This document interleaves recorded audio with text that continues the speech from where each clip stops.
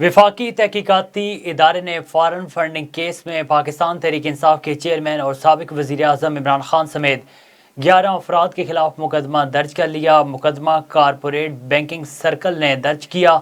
F I R کے مطابق ملزمان نے فارن ایکسچینج ایکٹ کی خلاف ورزی کی۔ سردار اظہر طارق، سیف اللہ نیازی، سید یونس، عامر کیانی، طارق شیخ، طارق شفیع بھی نامزد کیے گئے۔